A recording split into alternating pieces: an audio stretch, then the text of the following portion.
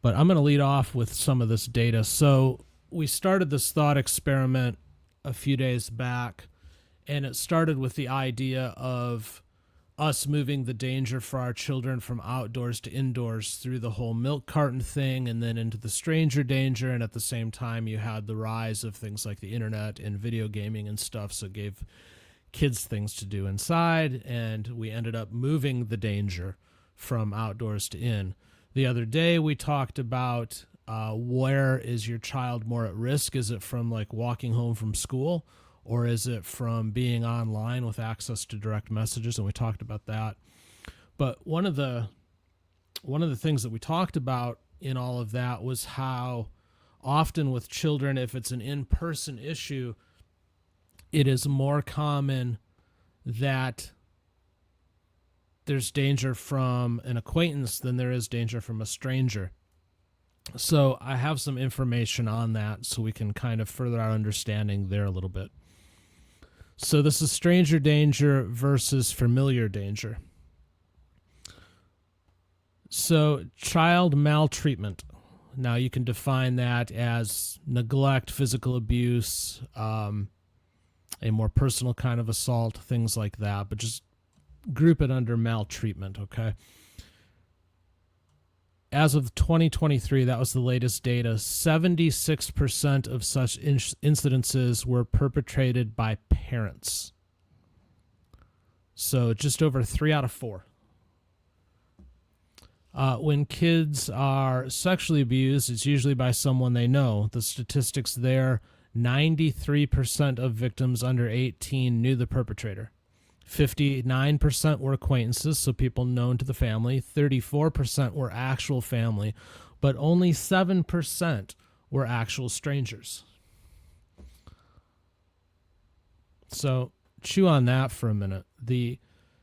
So often with our children, the biggest piece of danger comes from those who are already around them, rather than the people that we fear outside of our circle. And we've closed ourselves so much in our communities, and we don't interact with people and whatnot of all of this fear. But the fear is just not as founded. If you look at the data, it's more common that they're going to have problems within the circle around them. So where did I leave off here? Even missing kids aren't usually a stranger danger snatch type of scenario.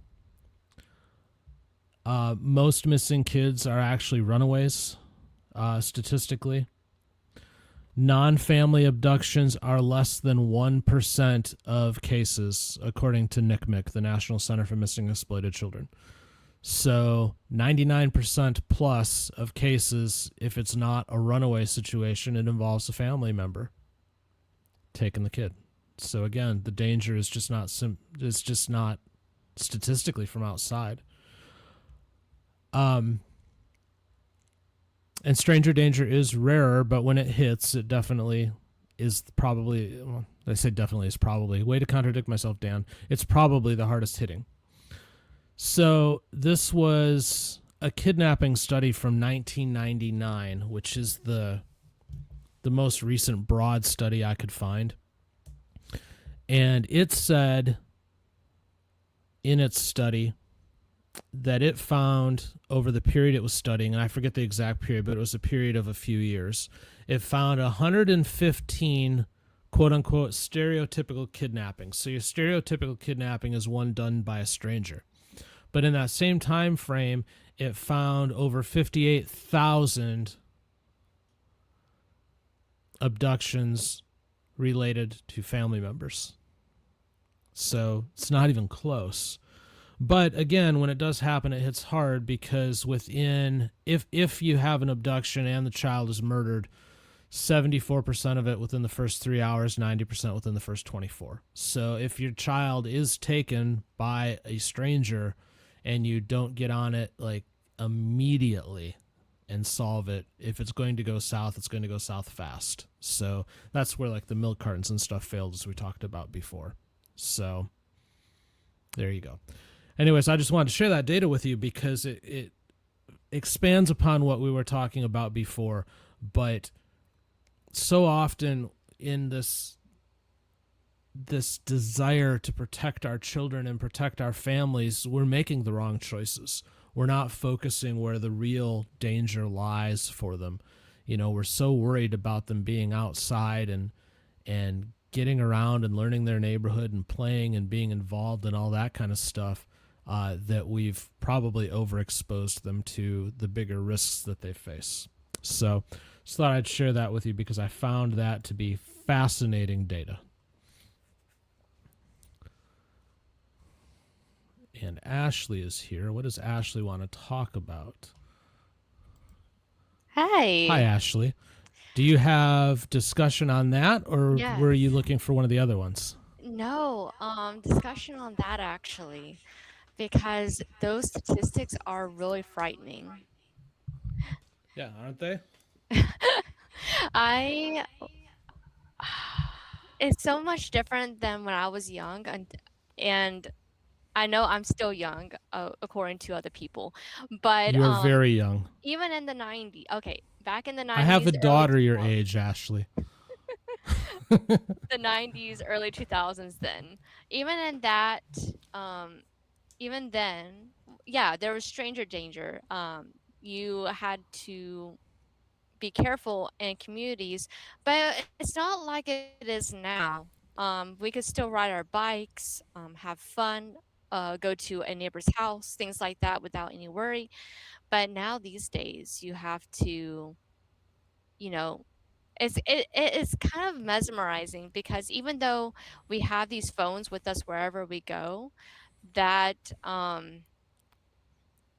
it has the opposite effect, it seems, that the more we are being tracked and the more in the digital age, seems like the more danger we're being put in on an everyday basis too. So I just wanted to bring that point up because it seems like the more electronics we are getting, it's shaping, yes, kids staying indoors, playing video games and staying safe, yes, but that stranger danger thing, statistic that you said that more is happening from family members and people that that person knows Mm-hmm. is quite confound because we didn't even think about considered that when in the 90s and early 2000s.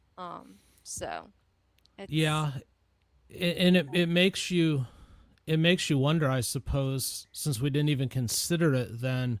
Um, you know, did the when we moved the kids off the street, did we change maybe the distribution of the danger? This just occurred to me, right. and what I mean by that is, were these people who had these predilections because there wasn't the supply of them outside, are they now going to family members to fulfill their urges?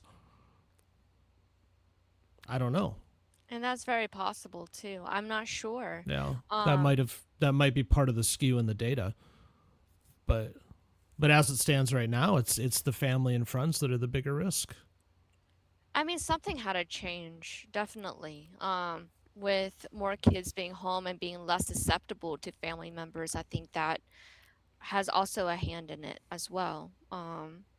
There's more online schooling than ever before as well.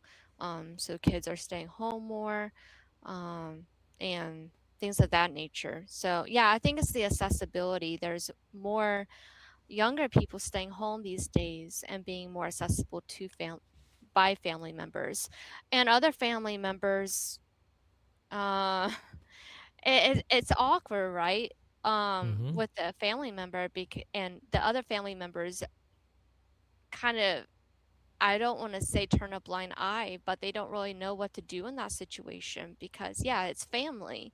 You wouldn't expect that from a family member. Um, so that's also something to think about as well. There's many multiple facets to this issue. Um, and yeah, I think we just skimmed the surface of it. Yeah, I'm gonna keep digging on it because I've the more I'm digging in, the more fascinated I am just by the breakdown of things. I mean, I'm saddened by it too. Don't get me wrong. There's Yeah. just way too much of this stuff that goes on, but it's interesting how the breakdown of the data is happening, and it where it shows isn't necessarily where our focus is. And that's what's so weird to me. And also comparing the data maybe from maybe the early 2000s to now, that would be Yeah. interesting to look at as well, just to see how that has morphed over time. And I believe COVID didn't help things either. I think people are still in that COVID culture or COVID society type thing. Yeah. I don't think that's helped either in 2020. No, though I will say that last thing I pulled up was 1999. So really, as the internet was just starting to really Mm, ramp itself up, it was 115 of the quote unquote stereotypical kidnappings with 58,000 actual abductions by family. wow. So even back then, Even back then, but you just didn't hear about it. yeah. Hmm. Now, how do they, and I'm willing to bet that a lot of that 58,000 is custody dispute, because that's the most common kind of quote unquote abduction is Yeah. custody stuff, Yeah. where you've got a parent who doesn't want to play nice, Right. but still, I mean, even back then the data was massively skewed in the one direction. So it's Wow. curiosity. That's mind blowing. But I know. All right. Well, I'm going that's to all move I on to that's the all, next that's all I topic. have to say about that subject. But I just want to bring up All some right. points that you had, because that's those statistics are not, they're frightening, to be They honest, are. because the you need to rely on those people to help you provide shelter and safety, and if you don't get that at home, where do you get that? It's Uh, awful. well, in a lot of cases, they just don't. Yeah. They don't get that. And That's people kind are of the bottom wondering line. why society is like it is. Well, that's a big one right there, I think, that you mentioned. How many times have I said it? It starts by building good families and good people.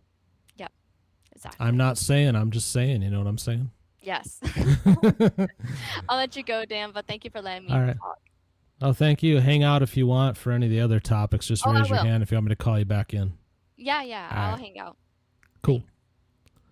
Hey, thanks for watching this clip from TCF Overtime, the fourth hour of our daily live show where we discuss the happenings of the court that we saw during the day and other law news. If you like this video, please do leave it a thumbs up and consider subscribing to the channel if you haven't already. Leave us a comment. Let us know what you thought. You can join us live every weekday morning, 9 a.m. Eastern, 6 a.m. Pacific, right here on this channel.